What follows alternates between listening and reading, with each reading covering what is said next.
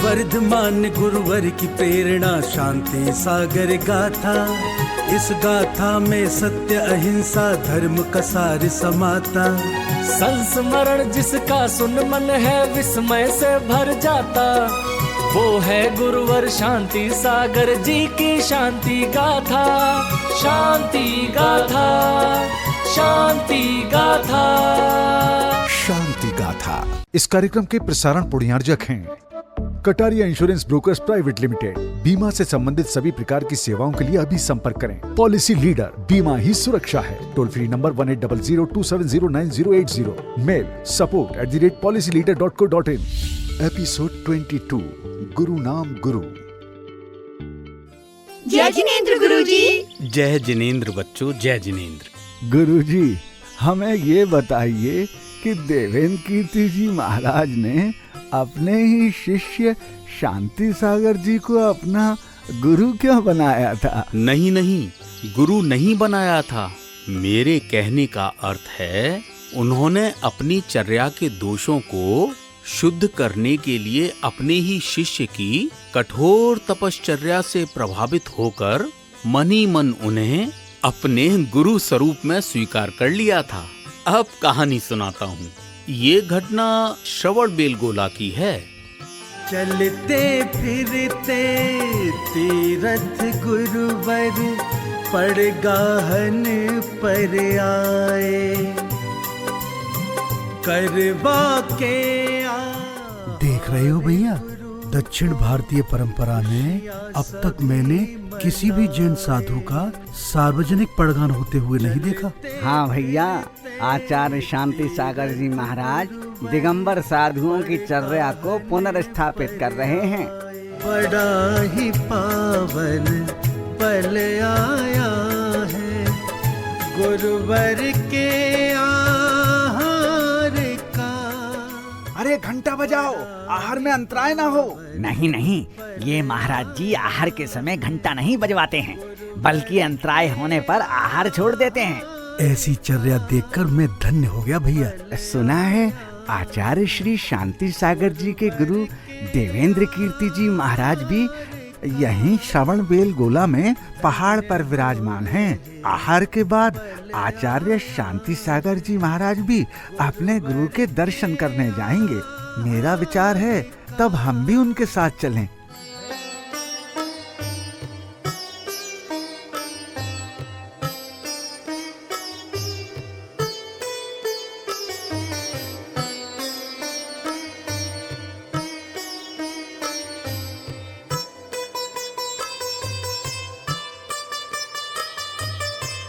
नमोस्तु गुरुदेव। नमोस्तु गुरुवर। आशीर्वाद आशीर्वाद।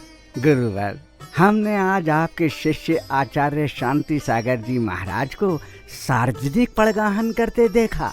सच्चा दिगंबर साधक तो आगम के अनुसार ही आहार करता है। आपकी निर्दोष चर्या को देखकर अब मुझे अपनी चर्या में बहुत दोष दिखाई देने लगे हैं। अतः मैं आपसे उन दोषों का प्रायश्चित कर अपनी चर्या को आगम अनुसार बनाना चाहता हूँ। नहीं नहीं, मैंने तो स्वयं आपसे दीक्षा लेकर चर्या पालन करना सीखा है। फिर भले ही दीक्षा मैंने आपको दी हो, परंतु अपने गहन अध्ययन से आपने स्वयं को शास्त्रों के अनुरूप निर्मित किया है। अतः मैं आपसे विनती करता हूँ कि आप मेरे दोषों का प्रायश्चित देकर मुझे चर्या पालन का एक मौका अवश्य दीजिए। फिर देवेंद्र कीर्ति जी महाराज ने क्या किया गुरुजी? इसके बाद देवेंद्र कीर्ति जी महाराज ने अपने सभी दोषों का प्रायश्चित कर धर्मानुसार चर्या का पालन करना शुरू कर दिया। और फिर उनकी चर्या इतनी प्रभावशाली हो गई कि जो भी जीव जंतु उनके आभा मंडल की सीमा में आता तो उनके ही शरणागत हो जाता। जिसका प्रमाण ये है कि जब एक बार देवेंद्र कीर्ति जी महाराज एक पंडित जी के साथ गोकाक की पहाड़ी से होते हुए कोन्नूर जा रहे थे, तब उनके समक्ष एक शेर भी शरणागत हो गया था।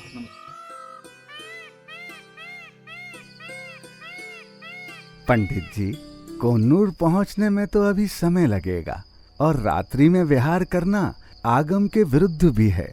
इसलिए सूर्य उदय तक यहीं ठहरना होगा। यहाँ इतने घने जंगल में और इस पहाड़ी पर? डरो मत, मैं यहाँ एक घेरा बना देता हूँ। बस तुम रात्रि में इस घेरे से बाहर मत निकलना, फिर कोई खतरा नहीं, और भोर होते ही हम यहाँ से निकल चलेंगे। जैसी आज्ञा गुरुवर।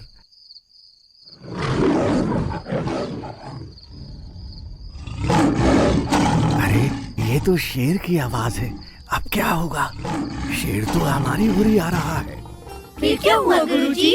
फिर जैसे ही शेर घेरे में बैठे पंडित जी की तरफ आने लगा तो वो डर कर पीछे हो गए, और फिर वो जैसे ही संभले शेर महाराज जी की तरफ आकर बैठ गया, पर वो घेरे के अंदर नहीं आया, और भयभीत पंडित जी ध्यान में लीन बैठे हुए महाराज जी के चरणों में ही सो गए। इसके बाद फिर क्या हुआ गुरुजी?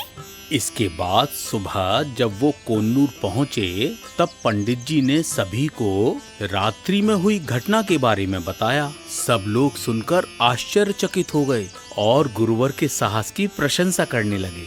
चलो अब बाकी की कहानी बाद में, अभी मेरा प्रभु वंदना का समय हो रहा है। ठीक है, जय जिनेंद्र गुरुजी। जय जिनेंद्र बच्चों, जय जिनेंद्र। शांति गाथा, शांति गाथा। शांति गाथा।